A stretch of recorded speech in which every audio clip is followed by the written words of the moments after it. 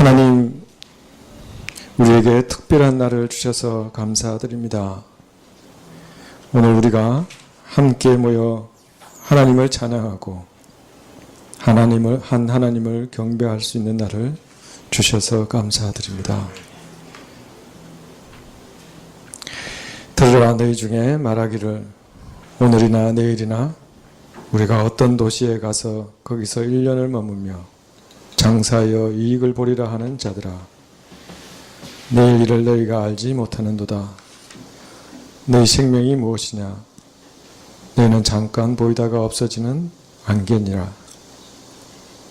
너희가 도리어 말하기를 주의 뜻이면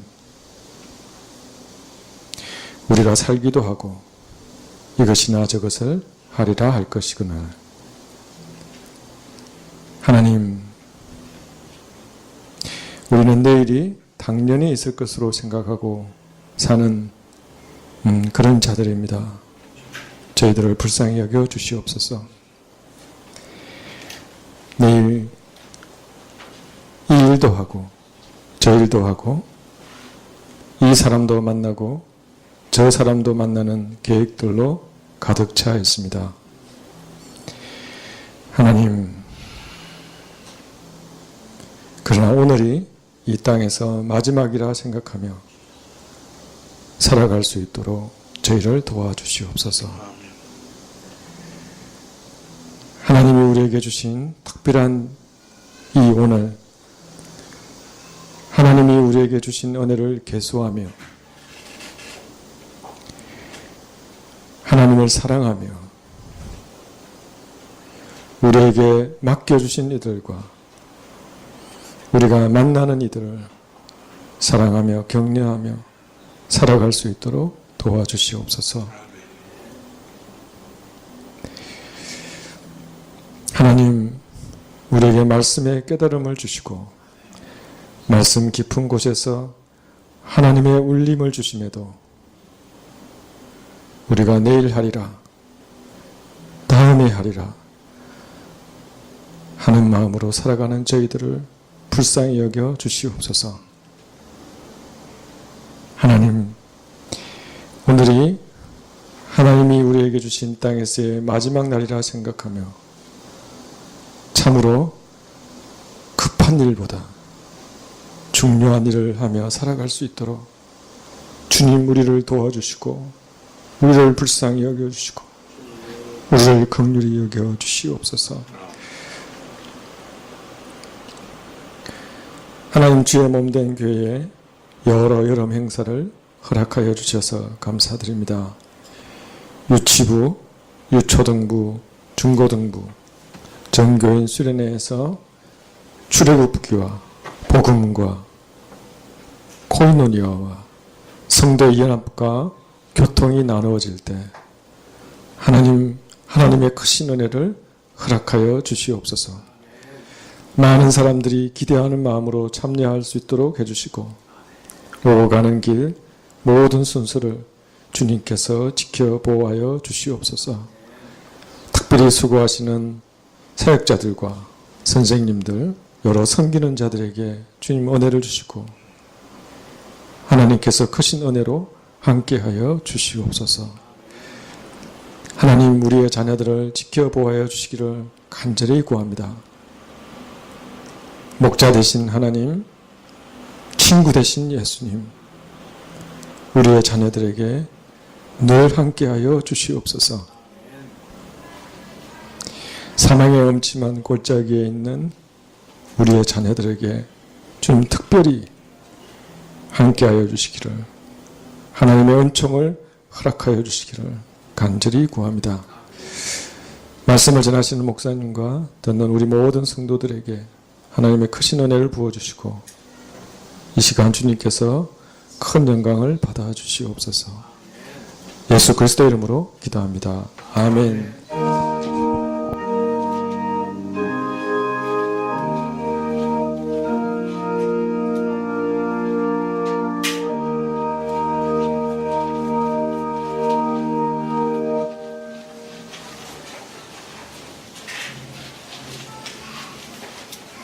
예, 말씀은 계시록 7장 1절부터 9절까지 말씀입니다. 계시록 7장 1절부터 9절까지.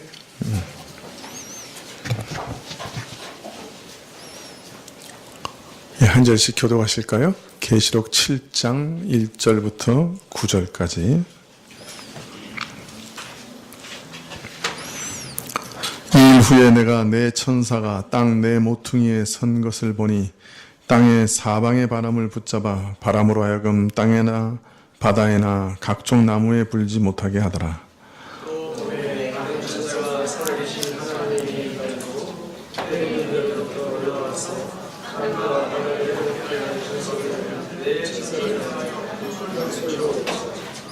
가로되 우리가 우리 하나님의 종들의 이마에 인치기까지 땅이나 바다나 나무나 해하지 말라 하더라.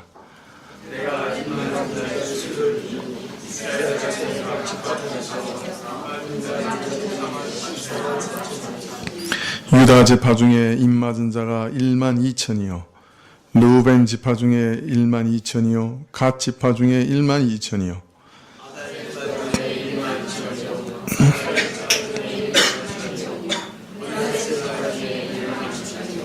시므온 지파 중에 1만 2천이요 레위 지파 중에 1만 2천이요 이사갈 지파 중에 1만 2천이요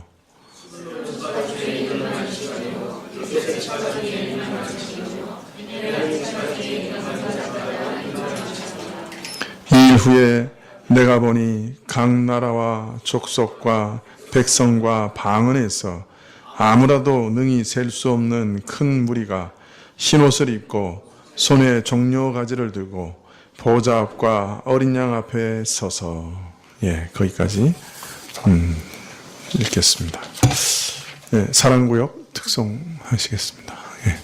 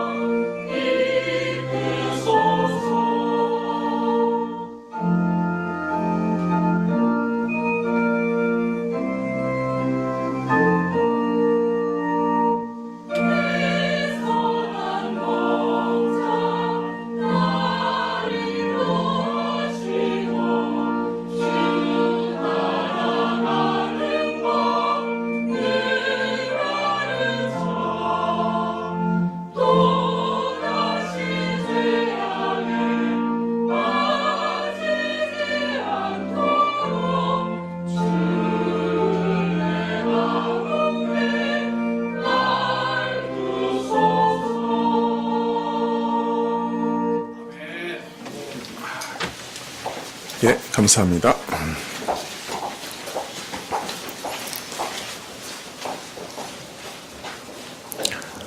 예, 우리는 이제 이 요한계시록 6장을 통해서 이 6가지인을 통해서 예수님 초림부터 재림까지 이 인류의 역사가 대강 어떻게 흘러가게 될 것인가 하는 것을 그 어떤 서베이를 다 이렇게 했습니다.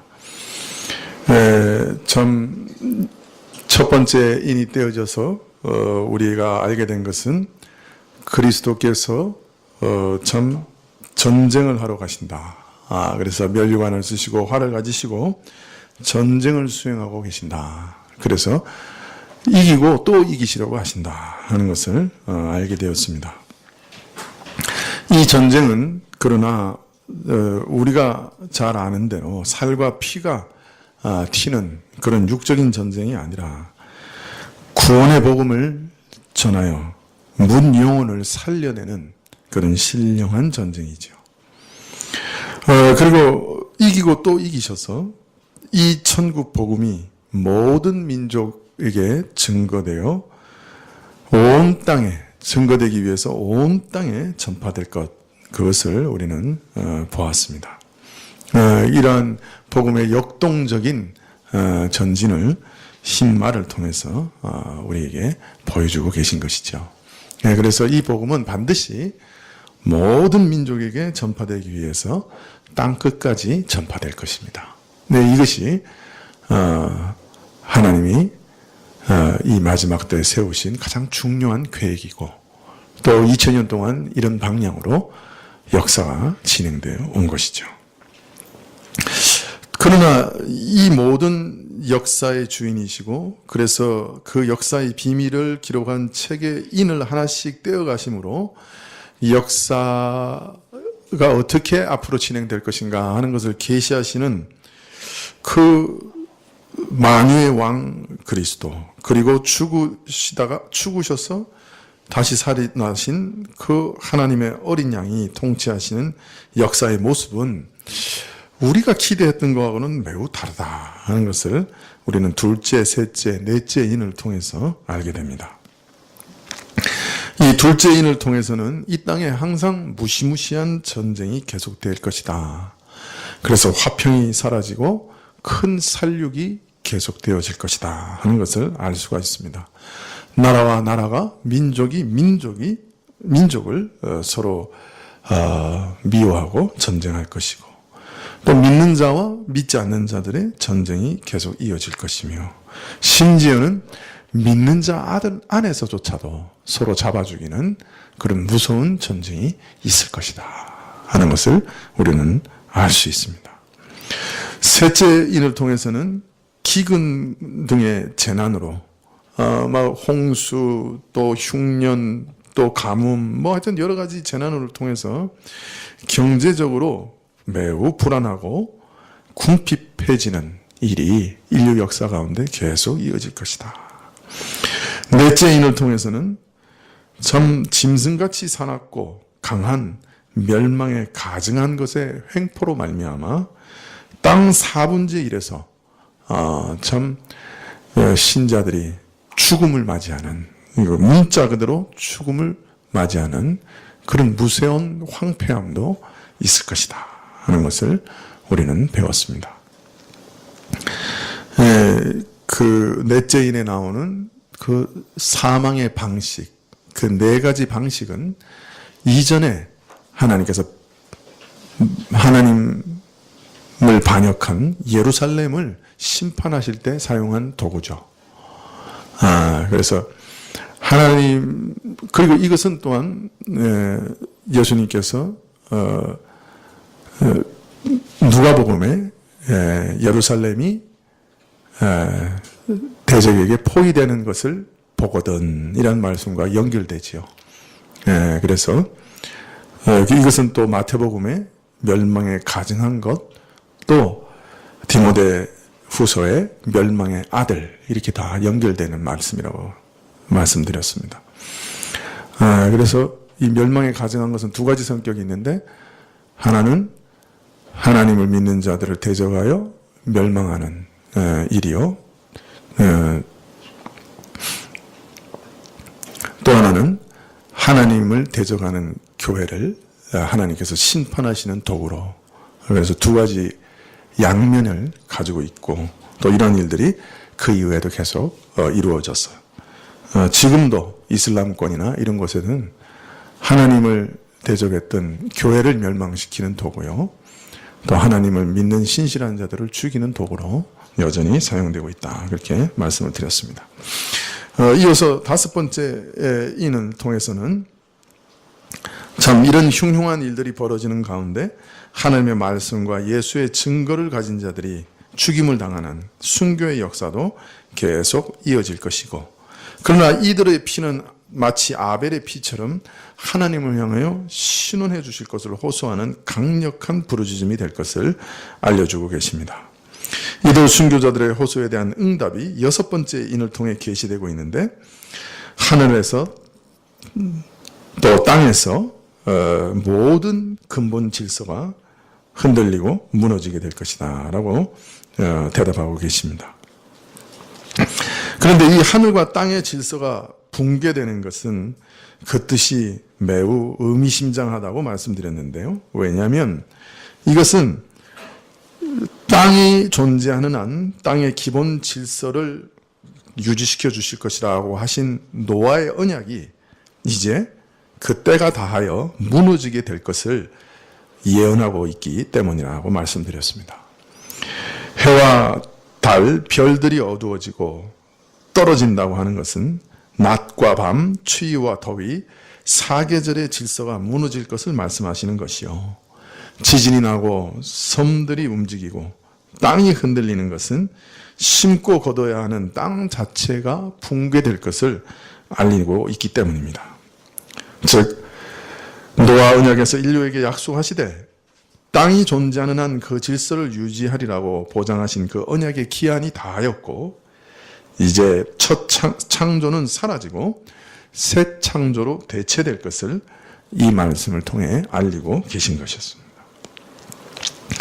물론 순교자의 부르짖음이 단순히 자신들의 원한을 갚아달라는 호소가 아니요, 하나님의 일이 속히 이 땅에서 이루어지게 해달라는 호소인 만큼 하늘과 땅이 무너지는 이 대격변은 단순히 하나님의 진노에 의해 옛 창조가 붕괴되는 것만으로 그칠 수는 없고, 바로 새하늘과 새 땅을 새 땅으로 이어지는 긍정적 역사를 그 안에 포함할 수밖에 없는 것이죠. 그런데 우리가 지난 시간에 살펴본 것은 이처럼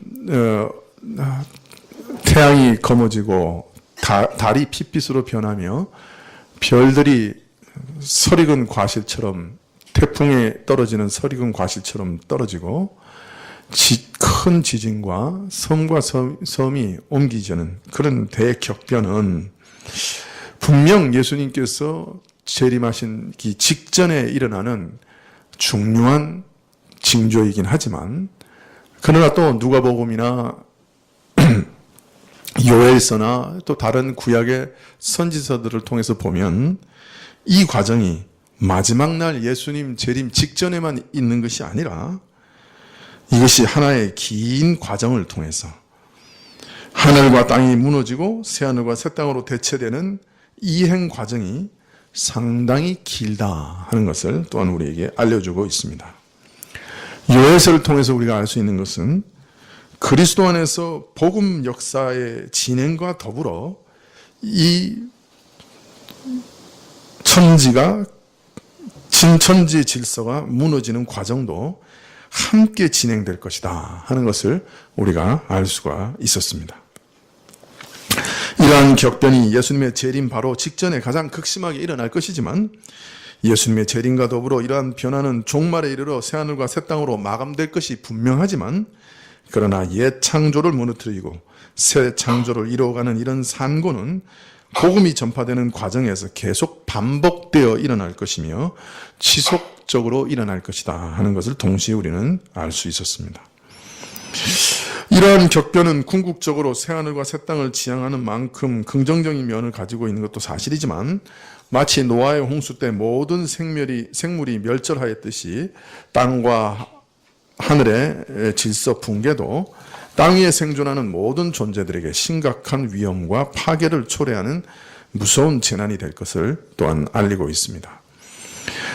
이런 무서운 재난 앞에 이 땅의 모든 사람들, 권세자들이나 평민이나 노예나 할 것 없이 굴과 산, 바위 틈에 숨으며 가장 담대한 사람조차 공포로 자지러질 것을 말씀하고 있습니다.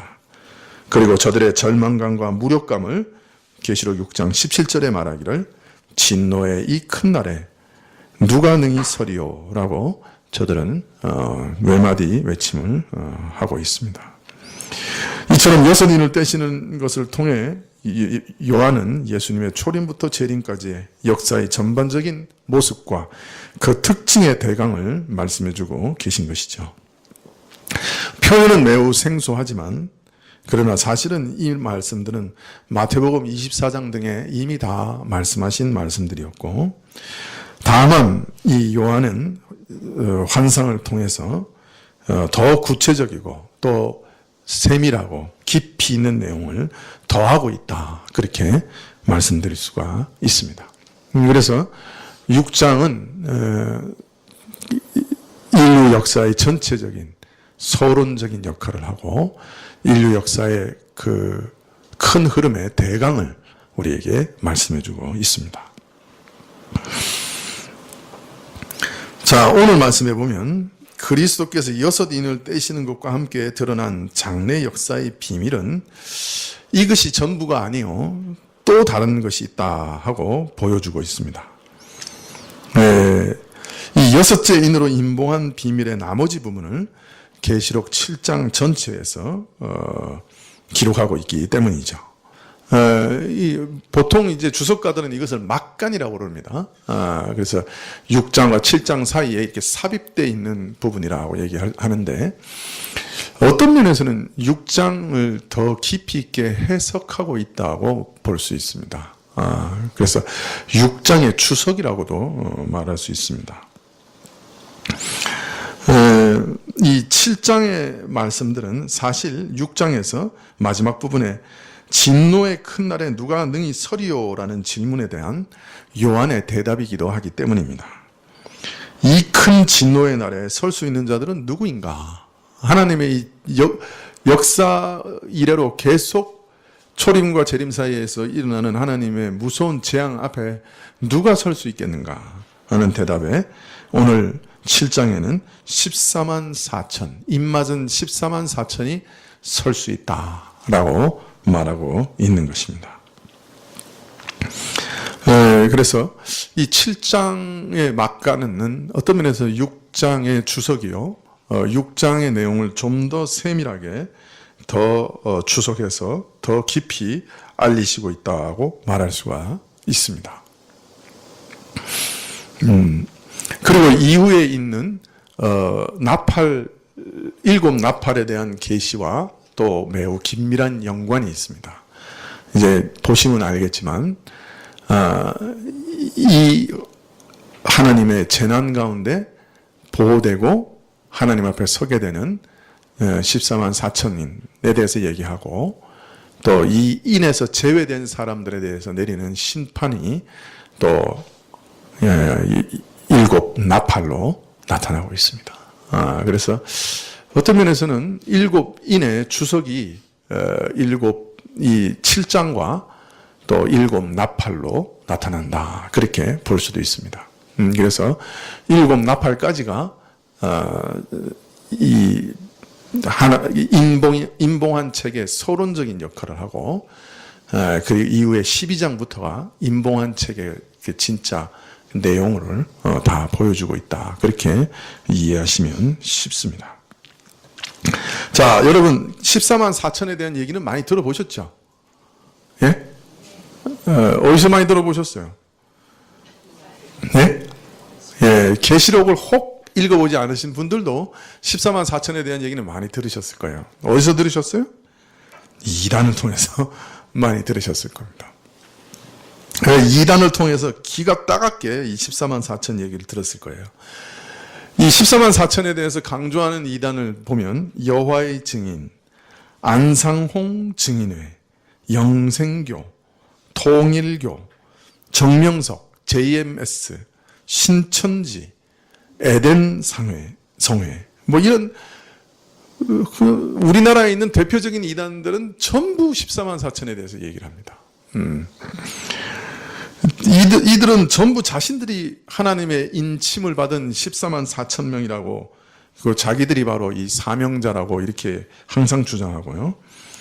이 14만 4천인 안에 들어가야 특별한 위치를 얻게 되거나 또는 심지어는 구원을 얻게 된다, 이렇게 주장을 합니다. 예를 들면 여호와의 증인에서는 신자를 두 계층으로 나누는데, 첫째 계층은 14만 4천 명으로 구성되어 있는 하나님의 왕국에 들어가는 계층이요. 그래서 이들은 그리스도와 함께 왕노릇하게 될 성스러운 자들이고, 둘째 계층은 지상에서 낙원에 거하게 될 자들이라, 이렇게 얘기합니다. 이 여호와의 증인은 예수님께서 이 땅에 오신다고 예언한 지가 4번이나 있습니다. 근데 다 틀렸어요. 근데도 그걸 믿는 사람들 보면 좀 신기하죠. 그리고 1910년도에는 온다고 그러셨는데 안 오시니까 예수님이 공중에서 재림했다, 또 이렇게 교리를 바꿨어요. 또 처음에는 이 14만 4천 명 안에 들어가야 구원 얻는다, 이렇게 가르치다가 교인 수가 14만 4천을 넘어가니까 이 14만 4천은 예수님과 하늘에서 이렇게 다스리는 제사장이 되고, 나머지 사람들은 이 지상의 낙원에 있게 된다, 이제 이렇게 또 교리를 수정했습니다. 또 신천지는 하늘에서 14만 4천 명의 순교자의 영이 땅에 내려와 땅에 있는 특별한 14만 4천 명의 사람들에게 들어가 신과 인이 합의를 이루고, 그렇게 된 사람은 영생을 얻게 되며 육체로 영생을 얻는다, 이렇게 주장을 합니다. 무슨 소리인지 잘 모르겠어요. 무슨 말 하는지. 하여튼 그래서 자기 교주는 안 죽는다 그러고, 이 14만 4천의 영을 받기 전에 죽으면 안 된대요. 그래서 신천지에서 그 2인자인가 3인자가 옛날에 죽었거든요. 그 교주가 오지도 않았어요. 그 죽으면 안 되는데, 14만 4천의 영을 받아야 되는데 그 전에 죽어버렸잖아. 그래가지고 장례식에도 참석 안 했다고 그래. 그 장례식을 우리 교단의 목사님이 해줬대.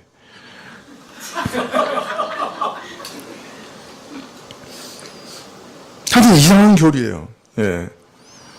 자, 그런데 이런 이단들의 공통적으로 주장하는 것은 이 14만 4천이 상징이 아니고 실제 숫자라는 겁니다. 그래서 어떻게든 이 14만 4천 명 안에 들어가야 된다는 거예요. 그리고 그러려면 뭔가 열심을 내야 돼. 또 공통적으로 가르치는 것은 처음에는 이 14만 4천 명 안에 들어가야 구원을 얻는다고 보통 가르쳐요. 근데 신도수가 14만 4천을 넘어가면 이 14만 4천은 하늘의 귀족이고, 나머지는 이 9절 말씀에 흰옷 입은 큰 무리가 있는데 이 사람들은 소위 천민이고, 이렇게 가르칩니다. 신천지는 아예 그렇게 가르쳐요. 이 수없이 흰옷 입은 사람들은 천민이고 14만 4천은 이 귀족이다, 이렇게 가르쳐요, 아예.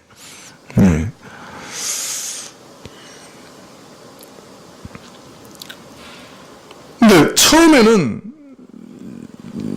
이 14만 4천 명 안에 들어가야 구원을 얻는다, 이렇게 꼭 가르치다가 신도수가 14만 4천을 넘어가면 이제 둘로 나눈 거예요. 14만 4천은 이제 귀족이고 나머지는 이제 천민이다. 근데 이들이 또 공통적인 것은 이 14만 4천이 실제 수라고 그렇게 주장하면서 이 14만 4천이 나온 이스라엘의 12지파는 또 항상 상징이라고 주장합니다. 재밌죠? 근데 만일 이스라엘 12지파가 마저 상징이 되면, 상징이 아니고 진짜가 되면, 이 사람들은 이 14만 4천 명 안에 들어갈 수 있어요, 없어요? 없죠? 왜? 상징이 아니고 진짜면 우리나라 사람들은 이스라엘 사람 한 명도 없잖아. 그러니까 어떻게 하겠어? 이스라엘 이거는 상징이라고 얘기하고 또 14만 4천은 실제 수라고 꼭 얘기를 해요. 만일 이 이스라엘 12지파가 상징이 아니고 진짜면 우리나라 사람은 아무도 못 들어가는 거죠. 그래서 이 이스라엘 12지파는 상징이고 바로 자신들은 새 이스라엘, 영적 이스라엘이라고 주장합니다. 그런데 이상하게 그러면서도 14만 4천 명은 실제 숫자라고 꼭 주장을 해요. 그래서 이 숫자 안에 들어가기 위해서 열심을 내야 된다고 그렇게 가르칩니다. 이 여호와의 증인은 매우 재밌는 게 돈의 10분의 1조는 안 내도 시간의 10분의 1조는 내야 된다, 이렇게 가르칩니다. 그래서 10분의 1을 내가지고 전도를 해야 된다. 그래서 일주일에 10분의 1은 몇 시간이죠?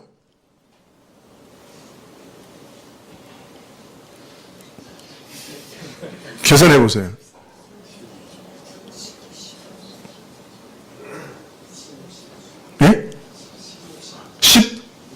16시간? 일주일에 16시간은 전도를 해야 된다. 이렇게 가르치는 거예요. 네, 그러니까 이 사람들 그 16시간 전도하려면 제대로 된 직업을 가질 수 있겠어요, 없겠어요? 그래서 많은 사람이 그 시간을 많이 낼 수 있는 직업으로 옮긴대요. 그 16시간 전도하기 위해서. 대단하죠? 하여튼 이단의 믿음은 못 따라가는 것 같아.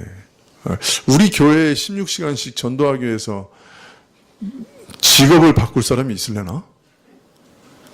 한 달에 2시간 전도하는 것도 요새 못하잖아. 그죠?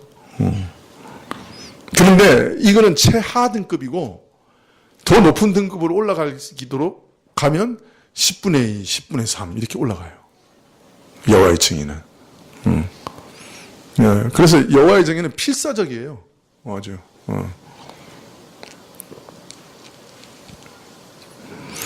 하여튼 그런데 참 조금만 상식을 가지고 성경을 읽으면 이 14만 4천이 나온 이스라엘과 14만 4천을 모두 상징으로 보든지 아니면 14만 4천과 이스라엘 모두를 문자 그대로 14만 4천 명과 실제 구약 이스라엘로 해석하든지 이 양단간 해석하는 게 너무 당연한데 한 문맥 안에서 이스라엘은 상징이고 14만 4천은 문자 그대로라고 해석하니 이런 해석법이 어디 있어요? 이거 완전히 어불성설이죠. 근데 사람들이 이런 말을 따라가요. 그리고 사도 요한이 바로 대한민국에 태어난 신천지와 또는 안상홍 증인회와 뭐 이런 이단들을 가리키기 위해서 2000년 전에 반모섬에서 이 계시록을 기록했대. 그리고 2000년 동안 그 수많은 순교자와 가장 아름답고 고상한 신자들은 다 제외하고 신천지 다니면서 부모에게 정직하게 말하지 말고 거짓말하라고 신천지 교회 다니는 거 아니라고 거짓말하고 가르치는 이 더러운 이단이 요한이 2000년 전에 계시록에 기록한 14만 4천이라고 믿어요. 2000년 동안 보호되고 검증을 거친 교리들은 다 잘못됐고 2000년 동안 기독교는 다 잘못돼서 지옥 가고 자기들만 구원받는데 지금 한국의 1000만 성도도 다 잘못돼서 구원 못 받고 오직 신천지나 안상홍 이런 이단의 교리를 따라야 구원받는다 그래요. 정말 대단한 믿음이죠? 정말 대단한 믿음인 것 같아요. 2000년 전에 요한이 자신들을 위해서 이 계시록을 기록했고 2000년 동안은 구원받은 사람이 없고 오직 자신들만 구원받는다. 정말 대단한 믿음 아니에요? 이게 믿어져요? 혹시 우리 교회도 지금 믿어지고 있는 사람이 있는 거 아니에요?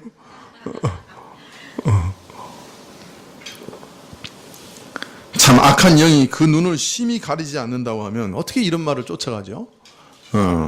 일반적인 상식만 있으면 금방 무엇이 이상하다 생각하고 따라가지 않을 것 같은데 넙죽넙죽 받아가지고 열심을 내고 직장과 가정까지 포기하면서 따라다니니 이거 진짜 악한 영의 작용 말고는 설명할 길이 없는 것 같아요. 자, 쓸데없는 시간 너무 많이 쏘겠는데 이야기하느라고 혹시 해서 얘기하는 겁니다. 우리 중에도 그 뭐 신천지 끌려가서 일주일씩 교육받은 사람들이 있어요. 나중에 와서 나한테 이실직고로 하기를 갔다 왔다 이런 사람들이 있더라고요. 조심해야 됩니다. 자, 이제 문맥을 따라서 요한이 계시하신 것이 무엇인지 한번 살펴보십시다. 1절에 보면 2일 후에 내가 내 천사가 땅 네 모퉁이에 선 것을 보니 이 땅의 사방에 바람을 붙잡아 바람으로 하여금 땅에나 나무에나 각종 나무에 불지 못하게 하더라.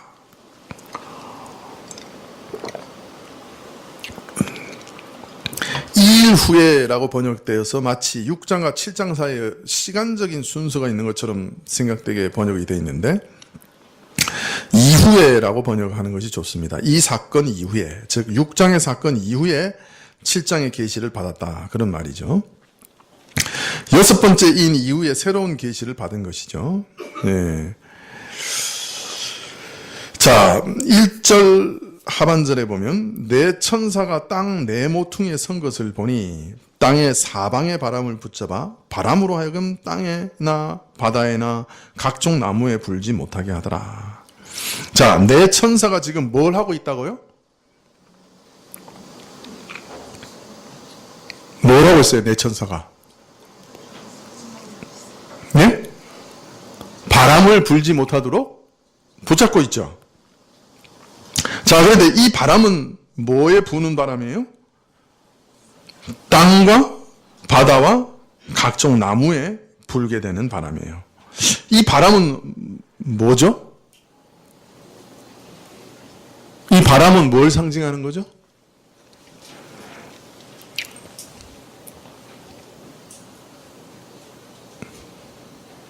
바람이 불면 왜 안 되죠?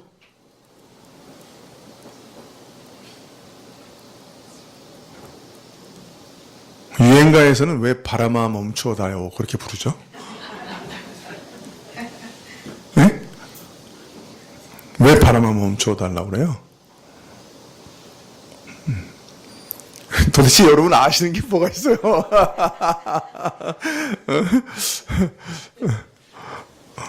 대답을 안 하시네요. 유행가도 대답을 안 해주시고 계시록도 대답을 안 해주시고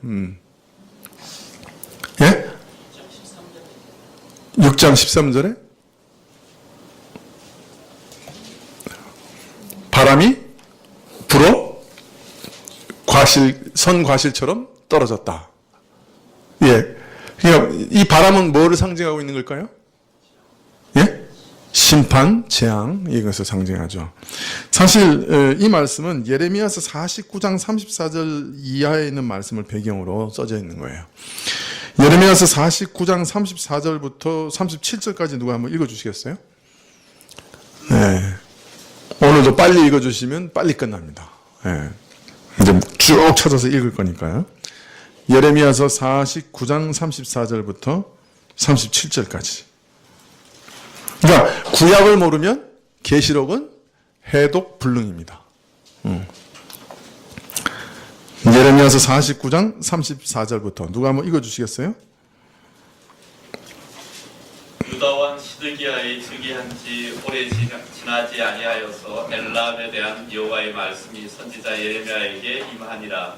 가라사대 나 만군의 여호와가 이같이 말하노라. 보라 내가 엘람의 힘에 으뜸이 되는 활을 꺾을 것이요 하늘의 사방에서부터 사방 바람을 엘람에 이르게 하여 그들을 사방으로 흩으리니 엘람에서 쫓겨난 자에 이르지 아니하는 나라가 없으리라. 나 여호와가 말하노라.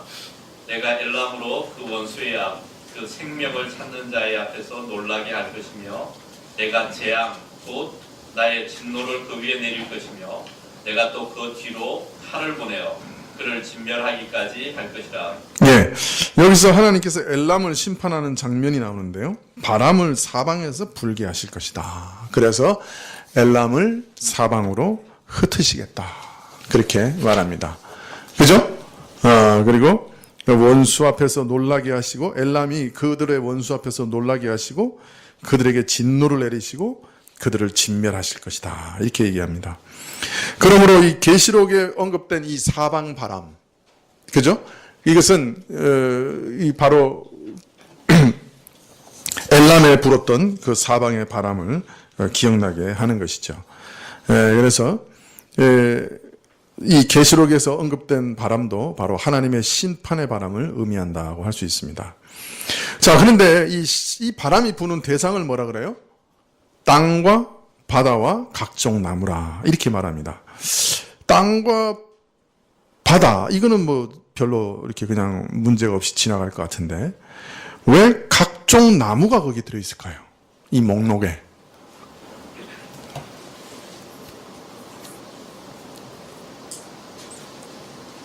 땅과 바다와 왜 각종 나무가 거기 들어있을까요? 네, 이런 예를 구약에서 또 찾을 수 있습니다. 이사야서 2장 12절부터 19절까지 누가 한번 읽어주시겠어요? 이사야서 2장 12절부터 19절.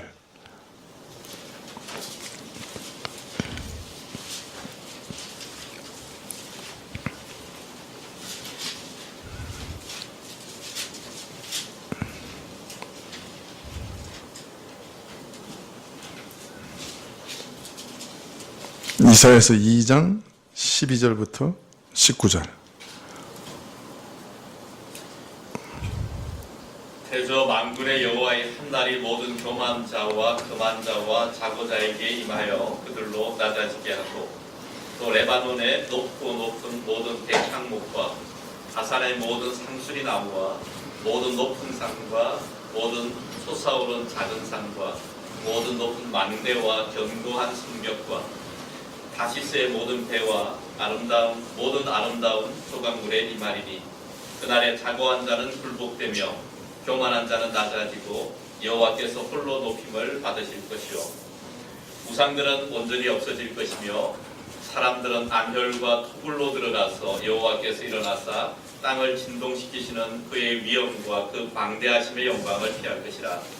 사람이 숭배하려고 만들었던 그 은우상과 금우상을 그날에 두더지와 박쥐에게 던지고 암혈과 험악한 바위 틈에 들어가서 여호와께서 일어나사 땅을 진동시키시는 그의 위엄과 그 광대하심의 영광을 피하리라. 예, 여호와의 날에 모든 나무들, 레바논의 높고 높은 모든 백향목과 바산의 모든 상수리 나무, 즉 모든 나무들에게 여호와의 날이 임할 것이고 모든 산, 또 모든 망대, 또 배, 그러니까 바다죠. 땅과 바다에 임할 것을 얘기하고 있습니다.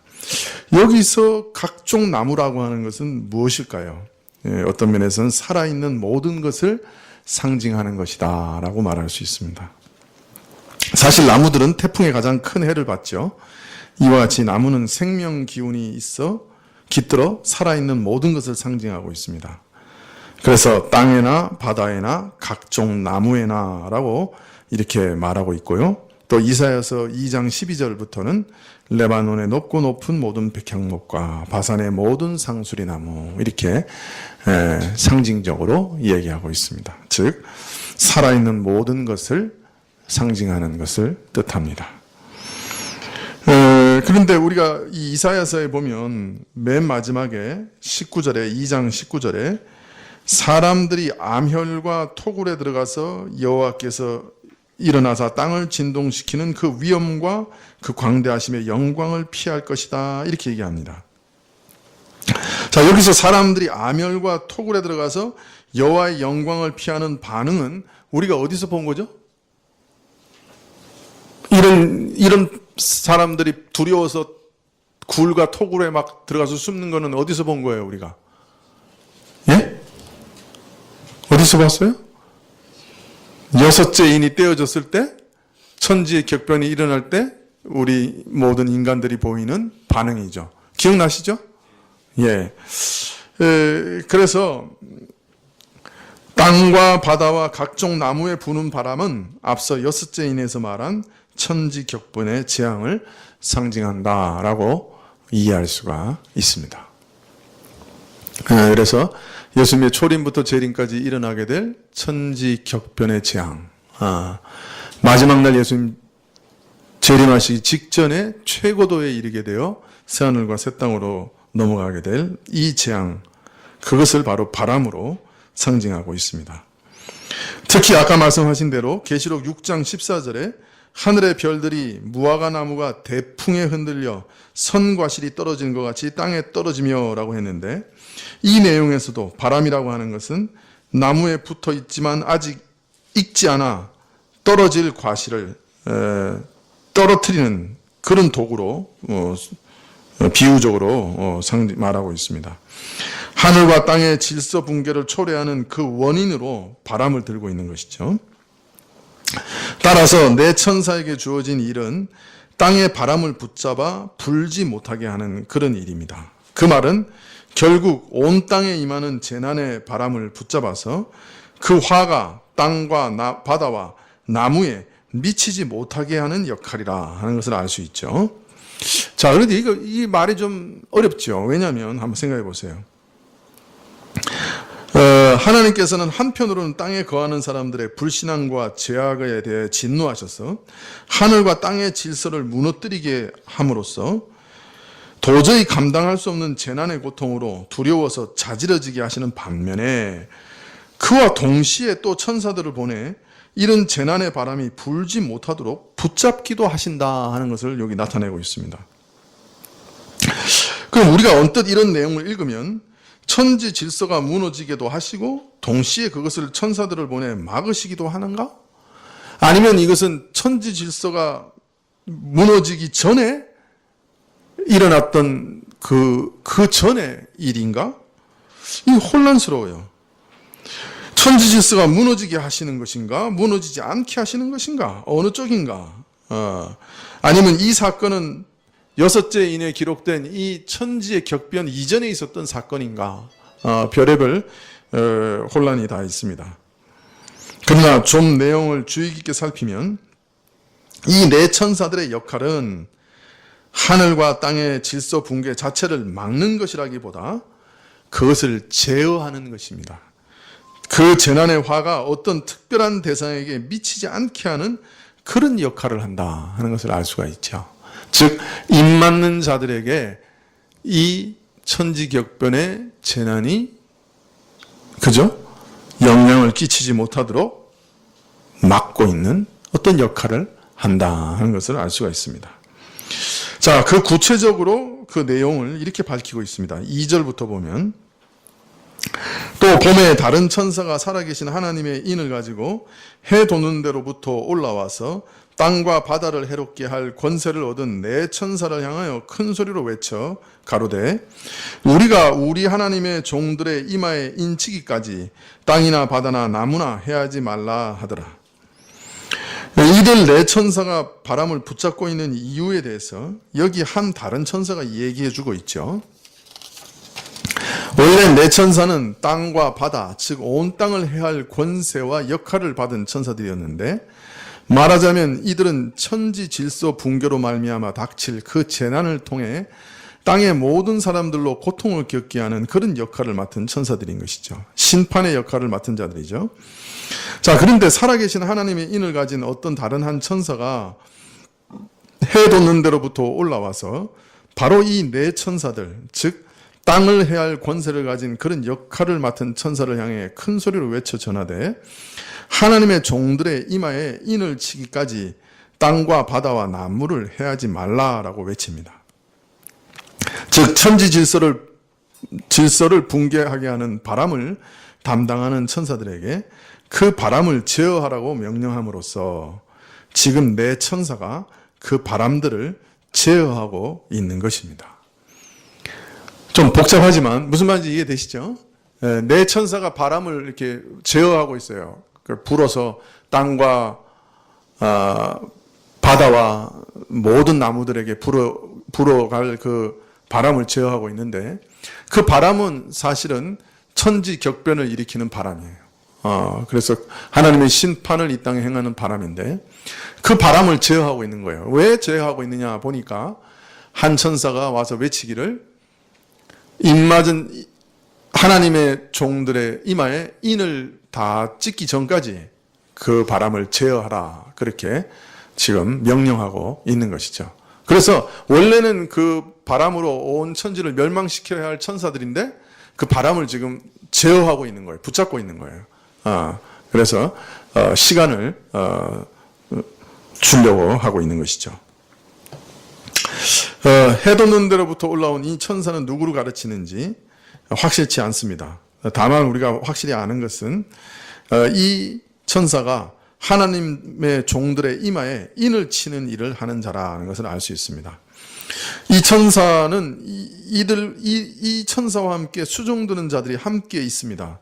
우리말에는 잘 나타나지 않는데 인친다고 할 때 우리가 우리 하나님의 종들 곧 하나님을 섬기는 자들의 이마에 인을 치기까지라고 되어 있습니다. 그러니까 우리가라고 복수로 되어 있어요. 그러니까 한 천사가 지금 외치긴 했지만 사람들의 이마에 인을 찍는 천사는 다수죠. 우리라고 얘기하는 복수입니다.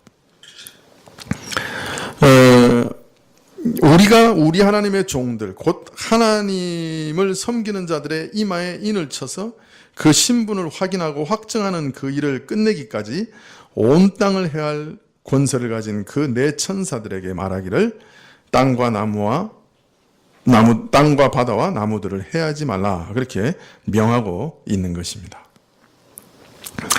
자, 이 장면은 사실 에스겔서 9장 1절과 관계가 있습니다. 9장 1절부터 6절까지 누가 한번 읽어주시겠습니까?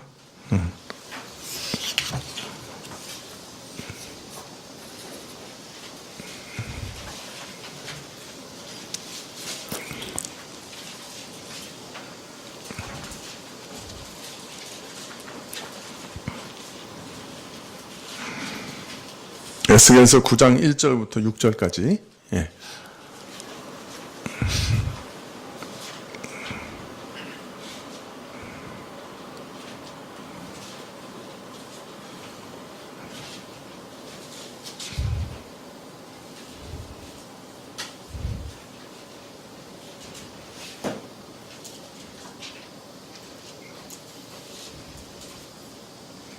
그가 또 큰 소리로 내 귀에 외쳐 가라사대 이 성읍을 관하는 자들로 각기 살육하는 기계를 손에 들고 나와 교회하라 하시더라.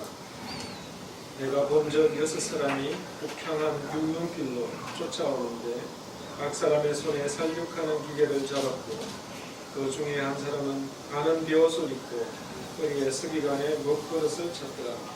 그들이 돌아와서 롯 제단 곁에 섰더라. 유대에 머물러 있던 이스라엘 하나님의 영광이 올라 성전 문지방에 이르더니 여호와께서 그 가는 베옷을 입고 서기관의 먹그릇을 찬 사람을 불러 이르시되 너는 예루살렘 성읍 중에 순행하여 그 가운데서 행하는 모든 가증한 일로 인하여 단식하며 오는 자의 이마에 표하라 하고 하시고 나의 듣는데 또 그 남은 자에게 이르시되 너희는 그 뒤를 쫓아 성읍 중에 순행하며 아껴보지도 말며 긍휼을 베푸지도 말고 쳐서 늙은 자와 젊은 자와 처녀와 어린아이와 부녀를 다 죽이되 이마에 표 있는 자에게는 가까이 말라 내 성소에서 시작할지니라 하시니 그들이 성전 앞에 있는 늙은 자들로부터 시작하더라. 네, 하나님께서는 패역한 예루살렘을 무자비하게 심판하실 것을 말씀하시는 가운데서도 그 패역한 예루살렘 안에서도 하나님을 잊지 않고 참 예루살렘에서 행해지는 모든 가증한 일로 탄식하여 우는 믿는 자들을 잊지 않으셨다라고 말씀합니다. 그래서 하나님께서는 허리에 서기관의 먹통을 찬 세마포 입은 자에게 이르십니다. 너는 예루살렘 성중을 두루다니 행하며 여기에서 행해진 모든 가증한 일을 탄식하며 슬퍼하는 자들의 이마에 표를 하라. 그렇게 명하십니다. 그리고 그 이마에 하나님을 경외하여 섬기는 자의 표시를 주신 자들은 하나님께서 진노 가운데 멸하시는 무자비한 심판 가운데서도 보호받을 수 있게 하십니다. 오늘 계시록에 하나님의 종들의 이마에 인을 치신 것도 에스겔서에서 믿음을 지킨 자들의 이마에 하신 표와 같은 것이라 할 수 있습니다. 도장을 찍는 것은 무엇을 확정하는 것이니 확인하는 것이니 참으로 이들이 하나님의 소유임을 분명하게 확인하고 밝히는 도장이라고 할 수 있겠습니다. 그것을 가장 사람을 볼 때 먼저 보게 되는 이마에 찍게 하셔서 이들은 바로 하나님을 섬기는 자들이요 하나님의 소유임이다 하는 것을 확증하게 하셨던 거죠.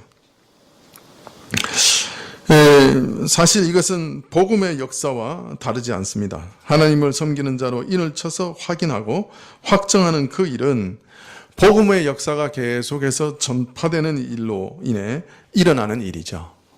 그래서 사도 바울 같은 경우도 우리의 믿음이 우리를 인친다 그렇게 얘기하고 있습니다. 복음이 전파되면서 사람들은 하나님의 사람으로 드러나게 되고 그들의 이마에 인을 치게 됩니다. 그러므로 복음 역사가 끝나는 것과 함께 이 인치는 역사는 끝이 나게 되겠죠.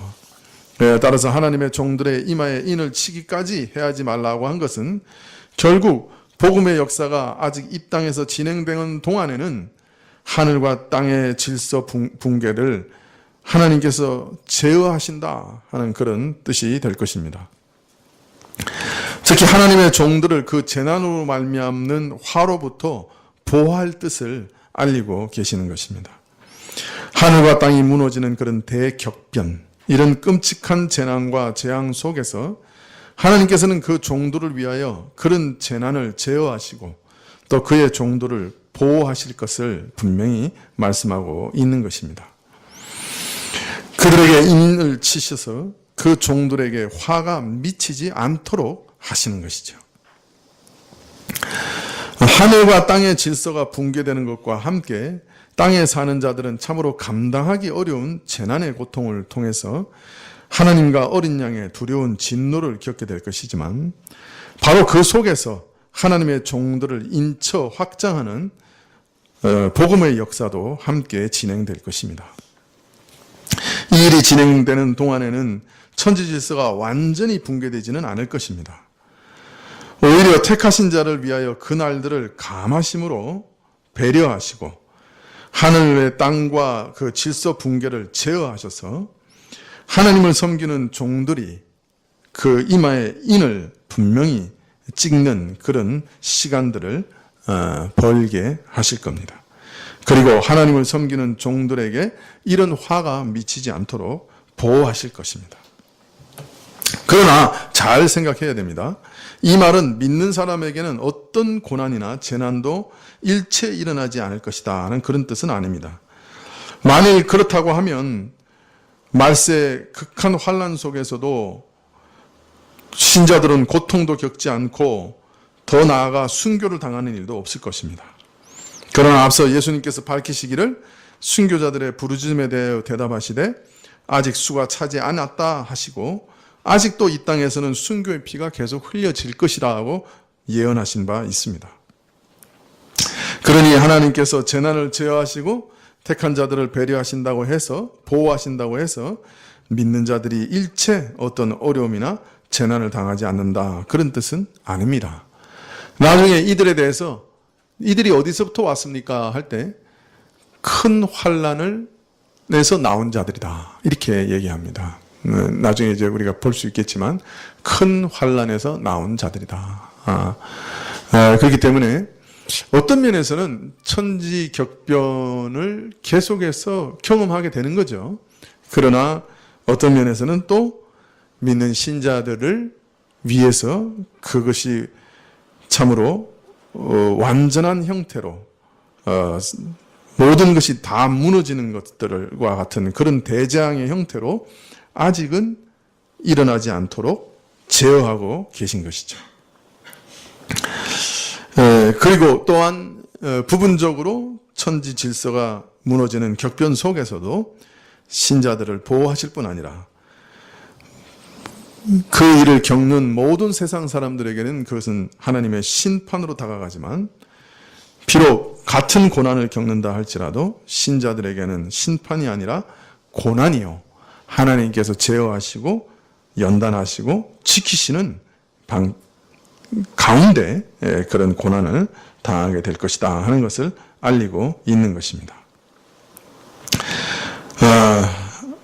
믿는 자들도 천지 질서가 붕괴되어가는 과정에서 고난을 겪게 될 것이지만 이 땅의 질서가 붕괴되어가는 이런 환난과 재난의 시대 가운데서도 믿는 자는 하나님의 세심한 돌보심 가운데 지내게 될 것이다. 어떤 면에서는 천지 질서의 격변이 완전히 일어나서 모든 질서가 무너지는 것들을 하나님께서는 제어하시고 14만 4천의 인이 다 지켜질 때까지 제어하고 계시다 하는 사실을 우리에게 보여주고 있습니다. 좀 제가 쉬운 것도 어렵게 설명하는 특별한 재능이 있어서 여러분이 이것을 어떻게 들으시고 이해가 되셨는가는 모르겠습니다만은 쉽게 말하면 하나님께서는 천지의 격변을 통해 새하늘과 새 땅으로 넘어가게 하실 것이고, 예수님 재림 직전에 아주 천지가 다 이렇게 격변으로 뒤집어질 것이에요. 그런데 그러한 격변은 예수님 재림 직전에만 있는 것이 아니라 초림부터 재림까지 계속해서 부분적으로 또 반복돼서 일어날 것이지만, 그 가운데도 하나님의 제어하심이 있다는 거예요. 그래서 완전히 천지 질서가 무너져서 붕괴되는 것도 막고 계시고, 또 그 가운데 신자들이 참 믿음 가운데 인치심을 받는 그런 시간적 여유를 얻기 위해서 그런 재난들도 어떻게든 제어하고 계시다 하는 것을 오늘 보여주고 있는 것입니다. 그림처럼 보여주고 있는 것이죠. 다음 주에는 14만 4천이라고 하는 사람은 도대체 누구냐 하는 것에 대해서 살펴보도록 하겠습니다. 근데 앞으로는 이제 쉑쉑 나갈 거예요. 왜냐하면 제가 아는 게 별로 없기 때문에 이 쉑쉑 나갈 수밖에 없습니다. 제가 우리 정민이한테 그런 얘기를 했더니 아직까지 한 번도 그렇게 얘기하고 쉑쉑 나간 적은 없다.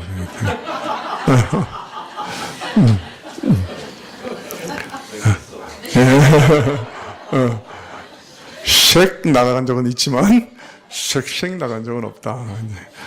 그런 말을 들었는데, 하여튼 기도해 주십시오. 기도하시겠습니다.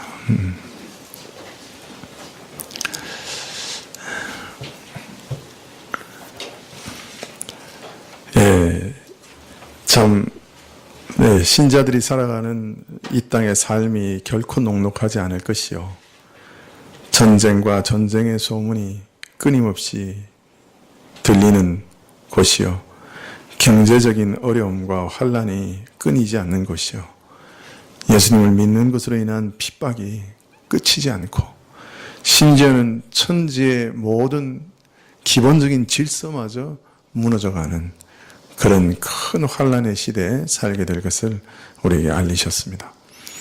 그러나 그 와중에도 정말 믿음을 가진 자들을 보호해 주시고 지켜주시는 하나님의 은혜가 있고, 너는 내 것이다 라고 인치시는 그런 은혜로움이 분명히 이 땅에 있을 것이요, 이런 작업을 위해서 복음이 온 땅끝까지 모든 민족에게 전파될 것을 알려주셨습니다.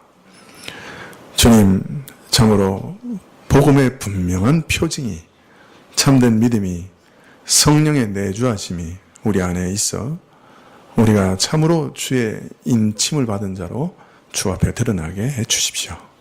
하나님의 소유로, 하나님의 것으로, 하나님의 사람으로, 하나님을 섬기는 자들로 하나님 앞에 분명한 표를 얻게 해주시기를 간절히 기도드립니다.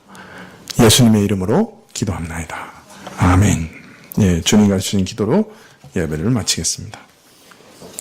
하늘에 계신 우리 아버지시여, 이름이 거룩히 여김을 받으시오며 나라에 임하옵시며 뜻이 하늘에서 이룬같이 땅에서도 이루어지이다. 오늘날 우리에게 일용할 양식을 주옵시고, 우리가 우리에게 죄 지은 자를 사하여 준 것 같이 우리 죄를 사하여 주옵시고, 우리를 시험에 들게 하지 마옵시고 다만 악에서 구하옵소서. 대개 나라와 권세와 영광이 아버지께 영원히 있사옵나이다. 아멘.